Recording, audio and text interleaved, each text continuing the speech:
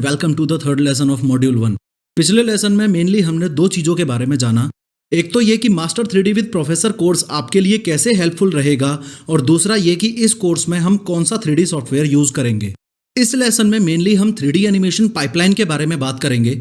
Pipeline क्या है और उसको यूज़ करना इतना ज़रूरी क्यों है ये भी डिस्कस करेंगे।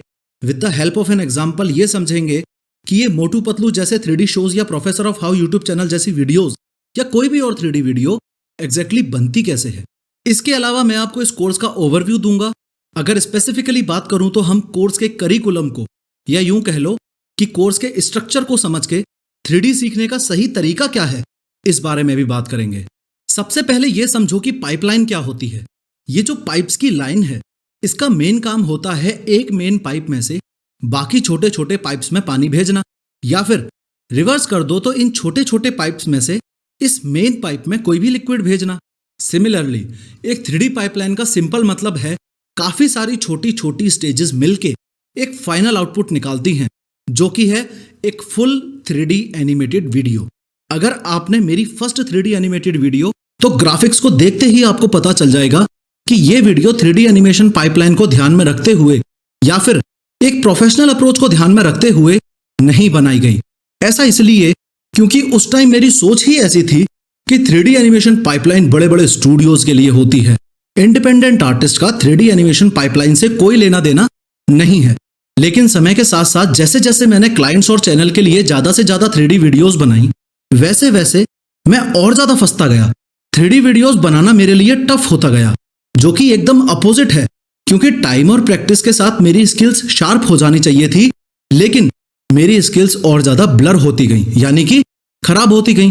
बाद में रिसर्च करने पे मुझे पता चला कि 3D एनिमेशन पाइपलाइन को फॉलो करना एक इंडिपेंडेंट आर्टिस्ट के लिए उतना ही इंपॉर्टेंट है जितना एक बड़े स्टूडियो के लिए। और आपके लिए मेरे पास गिफ्ट ये है कि ये master 3D with professor course आपकी 3D स्किल्स को तो बूस्ट करेगा ही, लेकिन एक प्रोफेशनल 3D पाइपलाइन को ध्यान में रखते हुए। तो एक प्रोफेशनल 3D पाइपलाइन के तहत आपको 3D वीडियो बनाने के लिए चाहिए idea, script, storyboard, concept designing, modelling, surfacing, rigging, rough layout, voicing, final layout, animation, crowds animation, character effects, matte painting, lighting, cleanup, rendering और compositing. To be honest, world के largest 3D studios जैसे कि Pixar, Warner Bros, DreamWorks, Sony Pictures animation, Paramount animation, Disney etcetera ऊपर बताई गई pipeline की सारी stages को फॉलो करते हैं। लेकिन इतने तामझाम की जरूरत आपको, मेरे को या फिर किसी स्टैंडर्ड साइज 3D स्टूडियो को है ही नहीं। इसलिए आपको इस तामझाम से बचाने के लिए मेरे हंड्रेड्स ऑफ 3D वीडियोस बनाने के बाद और हंड्रेड्स ऑफ 3D क्लाइंट्स के साथ काम करने के बाद मैं खुद के लिए जो 3D पाइपलाइन यूज करता हूं वो आज आप लोगों के साथ शेयर करूंगा। और अगर इस पाइपलाइन को आपने स्टेप बाय स्टेप फॉलो कर लिया तो आई प्रॉमिस 3D इंडस्ट्री का ये फेमस मीम गलत साबित हो जाएगा। एनीवेज, पाइपलाइन की टोटल 8 स्टेजेस हैं। Idea, script, story boarding, 3D modelling, 3D texturing, 3D rigging, 3D animation और लाइटिंग एंड रेंडरिंग। अब चलो इस पाइपलाइन को वन बाय वन डिटेल में समझते हैं। इस पाइपलाइन का सबसे पहला स्टेप है एक आइडिया। आपका आइडिया कुछ भी हो सकता है, जैसे कि आपको एक गन का 3D एनिमेशन करना है, या फिर आपको एक कार का 3D एनिमेशन करना है, या फिर कुछ और। लेकिन अगले 2 मिनट तक इस पाइपलाइन को एक्सप्लेन करने के लिए मेरे दिमाग में जो आइडिया आया वो ये कि मुझे एक कार्टून कैरेक्टर का एनिमेशन करना है। पाइपलाइन का दूसरा स्टेप है स्क्रिप्ट राइटिंग। अब जैसे ट्रेन ट्रैक वाली वीडियो बनाते वक्त मैंने ये डिसाइड किया कि मुझे ये समझाना है कि ट्रेन ट्रैक कैसे चेंज करती है, तो उसके लिए वर्ड टू वर्ड पहले स्क्रिप्ट यानी कि एक तरीके से कहानी तैयार की। अब जैसे आपको कार का 3D एनिमेशन करना है तो आपकी स्क्रिप्ट कुछ भी हो सकती है, जैसे कि ये एक कार है, इसके 4 डोर्स हैं, फ्रंट डोर और रियर डोर। इस कार के 4 टायर्स हैं, फ्रंट टायर्स और रियर टायर्स, और ये कार एकदम बेकार है क्योंकि ये पानी से चलेगी नहीं और पेट्रोल डीजल तो अब आम इंसान खरीद ही नहीं सकता। सिमिलरली क्योंकि मुझे इस पाइपलाइन के एग्जाम्पल को समझाने के लिए कैरेक्टर एनिमेशन करना है तो मेरी स्क्रिप्ट भी कुछ भी हो सकती है, जैसे कि ये वही आम इंसान है जो पेट्रोल डीजल नहीं खरीद सकता और फिर भी देखिए कितना खुश है, और ये आपको हेलो भी कर रहा है और कह रहा है कि दाएं बाएं दुनिया की बातें मत सुनो और आप भी खुश रहो।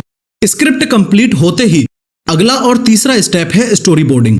स्टोरी बोर्डिंग में आप ये डिसाइड करोगे कि कैमरा कैसे मूव करेगा, आपके सीन में क्या क्या दिखाई देगा और आपके मेन ऑब्जेक्ट्स कौन कौन से एंगल से और क्या क्या करते हुए दिखाए जाएंगे।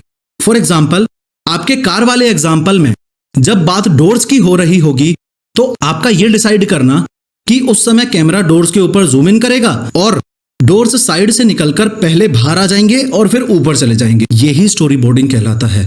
और अगर इस पाइपलाइन के एग्जाम्पल की बात करूं तो ये आम आदमी जब आपको हेलो करेगा तो उस समय कैमरा कैसे मूव करेगा और कैरेक्टर का एग्जैक्टली कौन सा हाथ मूव करेगा और कैसे मूव करेगा, ये डिसाइड करना ही स्टोरी बोर्डिंग कहलाता है। पाइपलाइन की अगली स्टेजेस के बारे में हम अगले लेसन में बात करेंगे और इस लेसन में मेनली आपने ये सीखा कि पाइपलाइन क्या होती है और इंडिपेंडेंट आर्टिस्ट के लिए पाइपलाइन का यूज करना हाईली इंपॉर्टेंट क्यों है। इसके अलावा आपने पाइपलाइन की पहली 3 स्टेजेस के बारे में जाना, जो कि हैं आइडिया, स्क्रिप्ट और स्टोरी बोर्डिंग। नेक्स्ट लेसन में हम पाइपलाइन की बची हुई आगे की स्टेजेस के बारे में बात करेंगे और आगे जितनी भी स्टेजेस हैं असल में